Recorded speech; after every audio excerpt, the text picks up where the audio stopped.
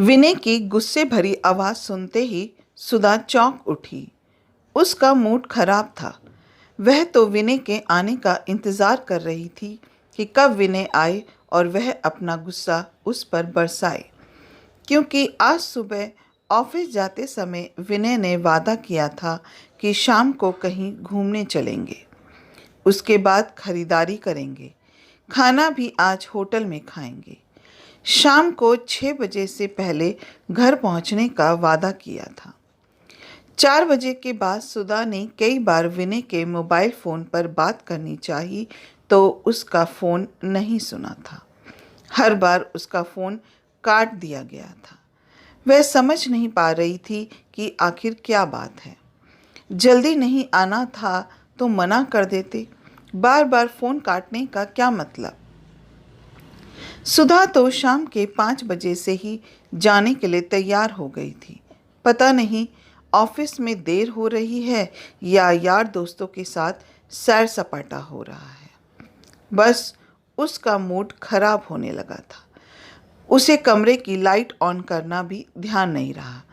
सुधा ने विनय की ओर देखा। विनय का चेहरा गुस्से से तमतमा रहा था।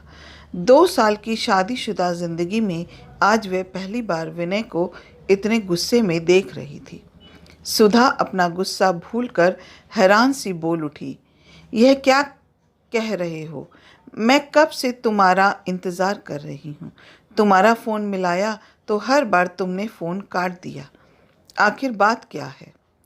बात तो बहुत बड़ी है। तुमने मुझे धोखा दिया है। तुम्हारे माता पिता ने मुझे धोखा दिया है। धोखा? कैसा धोखा? सुधा के दिल की धड़कन बढ़ती चली गई।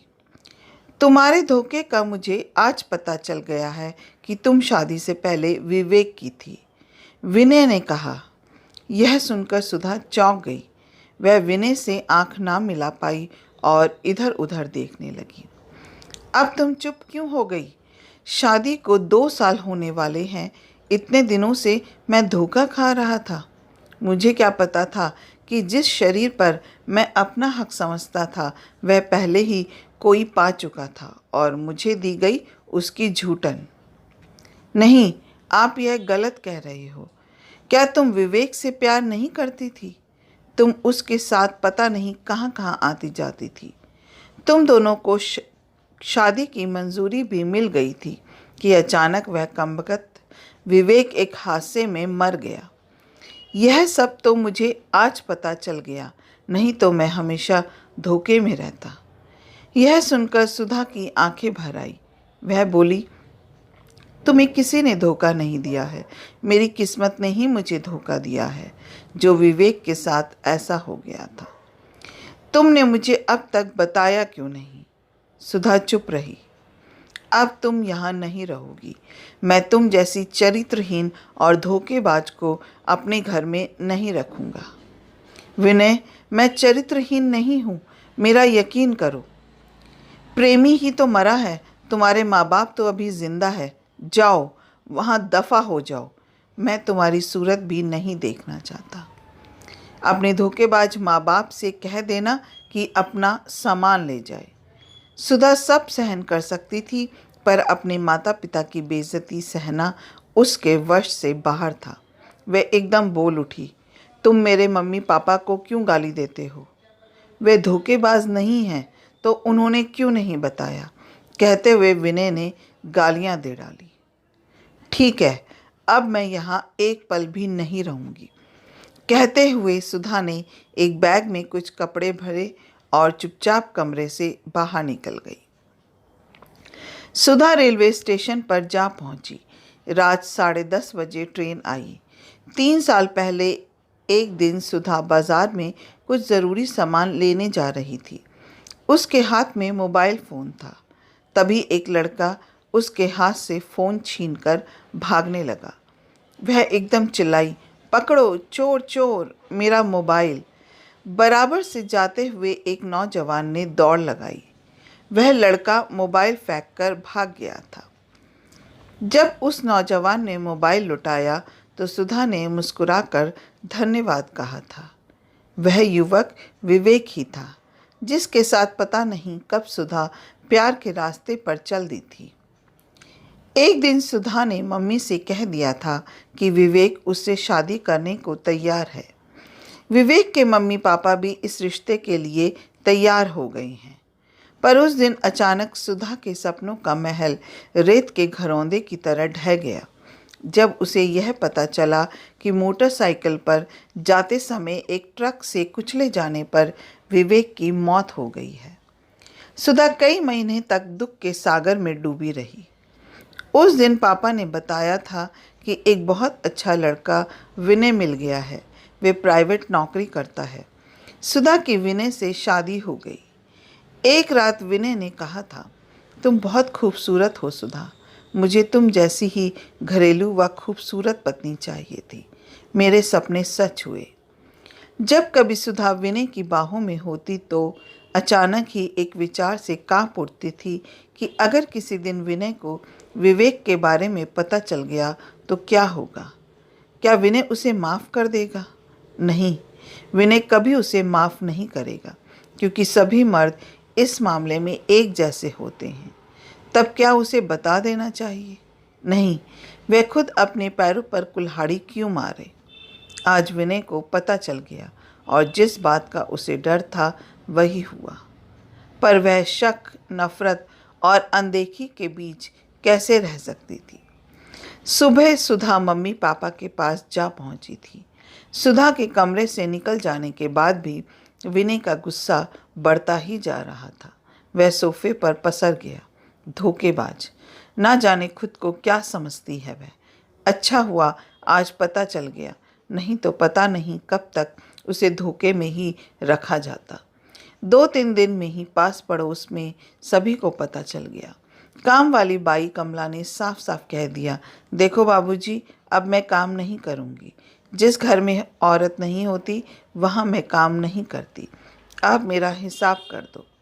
विनय ने कमला को समझाते हुए कहा, देखो, काम ना छोड़ो, 100-200 रुपये और बढ़ा लेना। नहीं बाबूजी, मेरी भी मजबूरी है, मैं यहाँ काम नहीं करूँगी। जब तक दूसरी काम वाली ना मिले तब तक तो काम कर लेना कमला। नहीं बाबूजी, मैं एक दिन भी काम नहीं करूँगी, कहकर कमला चली गई। 4-5 दिन तक कोई भी काम वाली बाई ना मिली तो विनय के सामने बहुत बड़ी परेशानी खड़ी हो गई। सुबह घर व बर्तनों की सफाई, शाम को ऑफिस से थका सा वापस लौटता तो पलंग पर लेट जाता। उसे खाना बनाना नहीं आता था। कभी बाजार में खा लेता। दिन तो जैसे तैसे कट जाता, पर बिस्तर पर लेटकर जब सोने की कोशिश करता तो नींद आंखों से बहुत दूर हो जाती। सुधा की याद आते ही गुस्सा व नफरत बढ़ जाती। रात को देर तक नींद न आने के चलते विनय ने शराब के नशे में डूबकर सुधा को भुलाना चाहा। वह जितना सुधा को भुलाना चाहता वह उतनी ज़्यादा याद आती। एक रात विनय ने शराब के नशे में मदहोश होकर सुधा का मोबाइल नंबर मिलाकर कहा, तुमने मुझे जो धोखा दिया है उसकी सज़ा जल्दी ही मिलेगी। मुझे तुमसे और तुम्हारे परिवार से नफरत है। मैं तुम्हें तलाक दे दूंगा। मुझे नहीं चाहिए एक चरित्रहीन और धोखेबाज पत्नी। अब तुम सारी उम्र विवेक के गम में रोती रहना। उधर से कोई जवाब नहीं मिला। सुन रही हो या बहरी हो गई हो? विनय ने नशे में बहकते हुए कहा, यह क्या, आपने शराब पी रखी है? वहाँ से आवाज़ आई, हाँ पी रखी है, मैं रोज़ पीता हूँ, मेरी मर्जी है। तू कौन होती है मुझसे पूछने वाली, धोखेबाज कहीं की। उधर से फ़ोन बंद हो गया। विनय ने फ़ोन एक तरफ फेंक दिया और देर तक बड़बड़ाता रहा। ऑफिस और पास पड़ोस के कुछ साथियों ने विनय को समझाया कि शराब के नशे में डूबकर अपनी ज़िंदगी बर्बाद मत करो। इस परेशानी का हल शराब नहीं है, पर विनय पर कोई असर नहीं पड़ा। वह शराब के नशे में डूबता चला गया। एक शाम विनय घर पर ही शराब पीने की तैयारी कर रहा था कि तभी दरवाजे पर दस्तक हुई। विनय ने बुरा सा मुंह बनाकर कहा, इस समय कौन आ गया मेरा मूड खराब करने को। विनय ने उठकर दरवाज़ा खोला तो चौंक उठा। सामने उसका पुराना दोस्त अमित अपनी पत्नी मेघा के साथ था। आओ अमित। अरे यार, आज इधर का रास्ता कैसे भूल गए? सीधे दिल्ली से आ रहे हो क्या? विनय ने पूछा। हाँ, आज ही आने का प्रोग्राम बना था। तुम्हें 2-3 बार फ़ोन भी मिलाया पर बात नहीं हो सकी। आओ, अंदर आओ, विनय ने मुस्कुराते हुए कहा।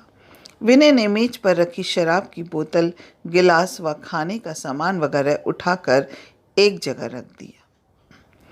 अमित और मेघा सोफे पर बैठ गए।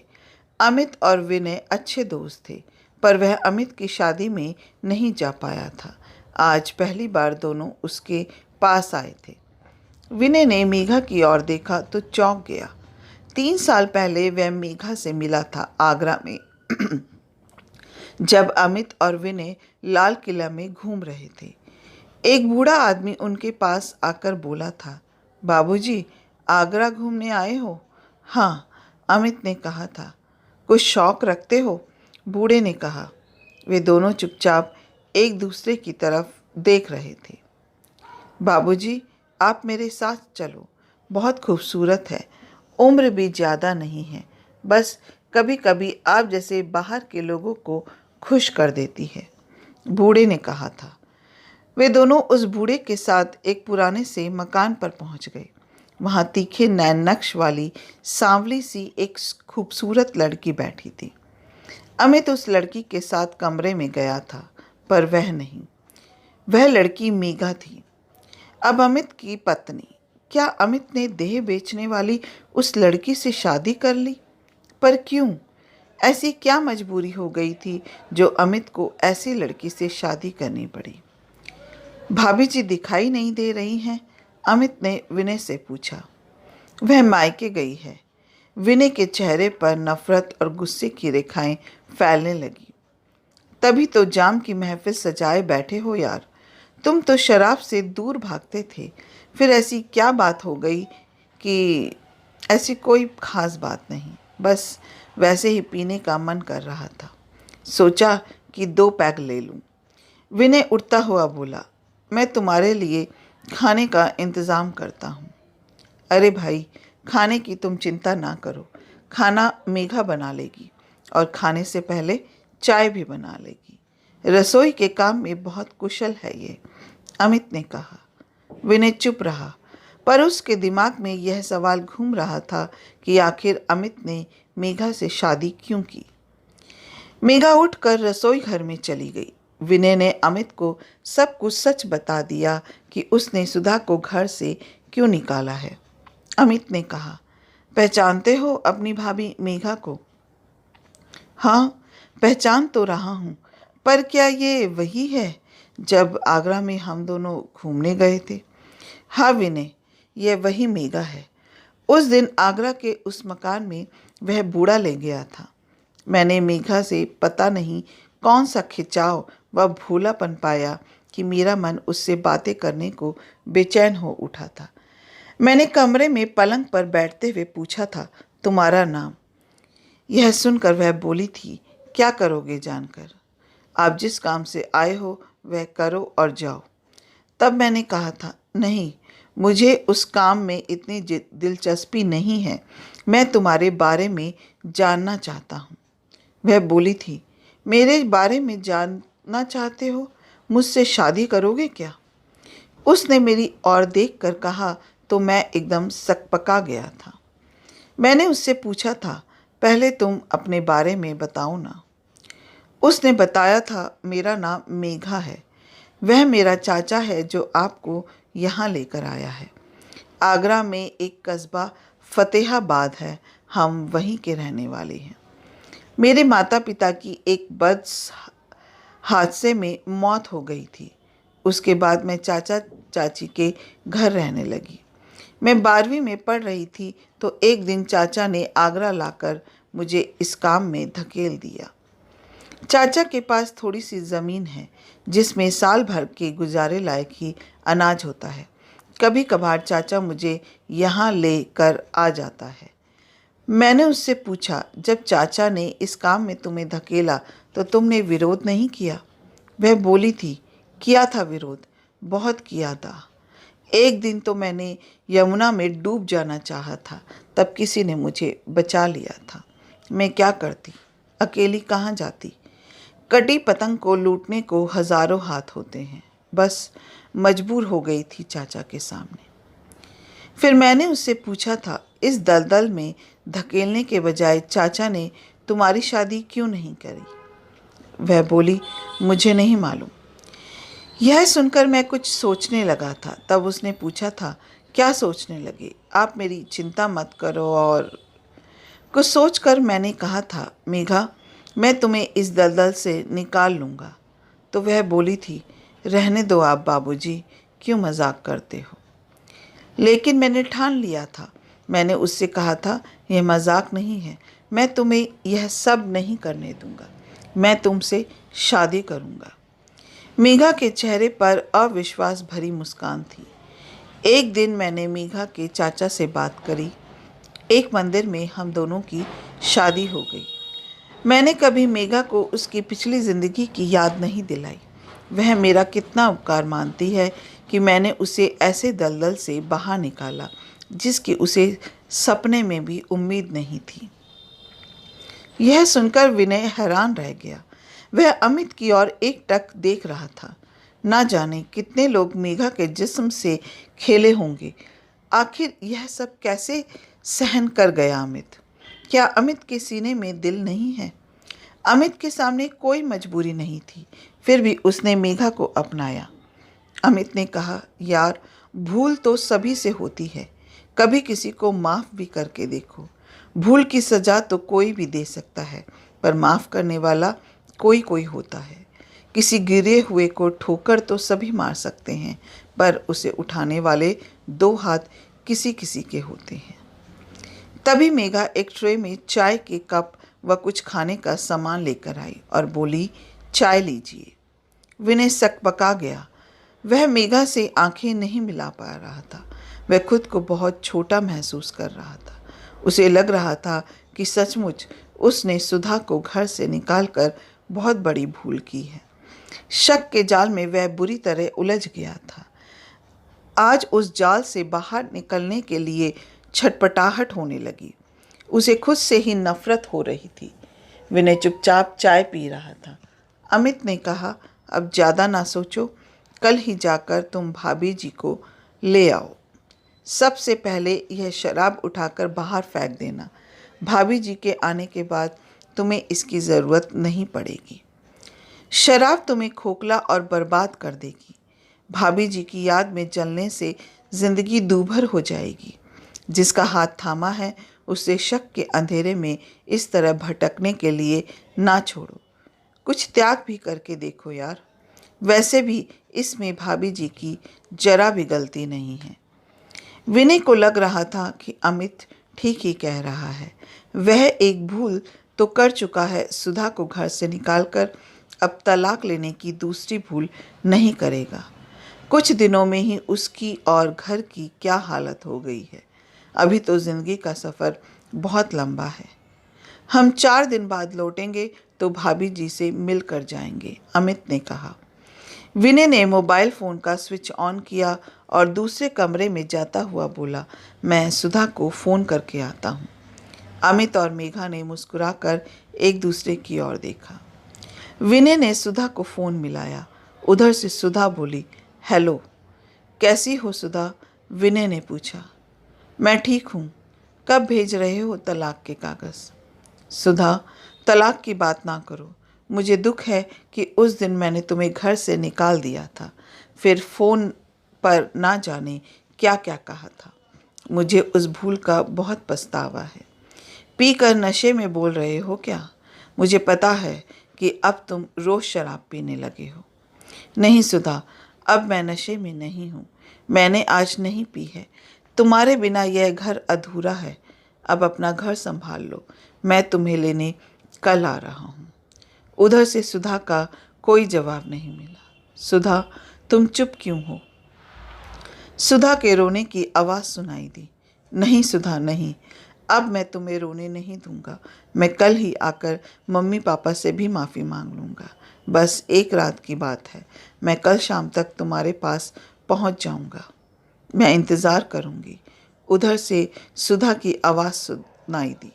विनय ने फ़ोन बंद कर दिया और अमित व मेघा को यह सूचना देने के लिए मुस्कुराता हुआ उनके पास आ गया। अपना कीमती समय देने के लिए दिल से शुक्रिया। अगर आपको ये कहानी अच्छी लगी हो तो एक लाइक कीजिएगा, शेयर कीजिएगा और मेरे चैनल को सब्सक्राइब करना मत भूलिएगा। फिर मिलते हैं एक नई कहानी के साथ। जय हिंद।